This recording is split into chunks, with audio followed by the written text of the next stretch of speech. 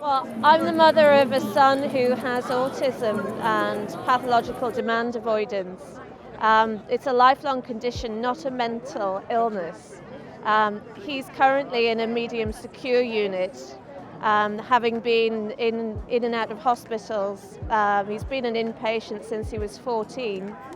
The reason that he's locked away in a seclusion cell and stripped of his human rights is because there isn't the right support for him to live at home or in his own community.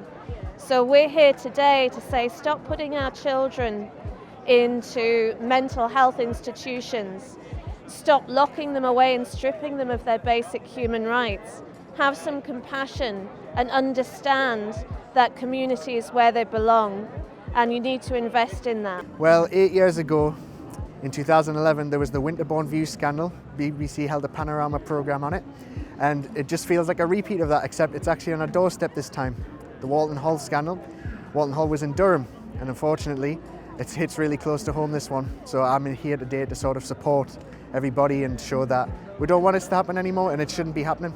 As a mum of 2 young people who are autistic and have a learning disability, it feels very close to home, and it's really upsetting just thinking about it, really. I don't understand how people can treat each other with such cruelty, and sadly I think it's because some people see people who are different in any way, who might be autistic or have a learning disability, as being less than them and less than human, and I think that's why this abuse occurs.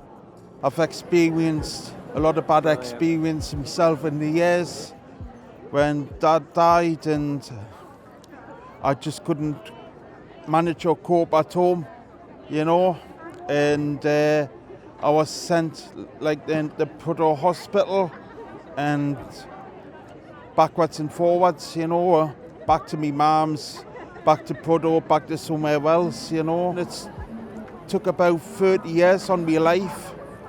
I think the turnout today is really good. There's more people in Newcastle than there is in where we were on Monday in Leeds. I say no to privatised hospitals. Institutionalisation shouldn't be happening, and you know, just supporting people at home, it'd be a lot easier and a lot cheaper too. So I think the fact that this is a national movement is really good.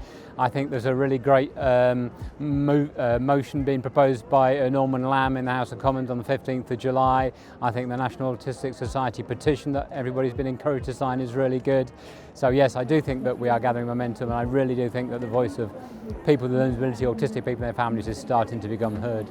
We consider ourselves to be a rich country, the 5th richest in the world. We consider ourselves to be a civilised country, a democratic country. We consider ourselves to have good moral values.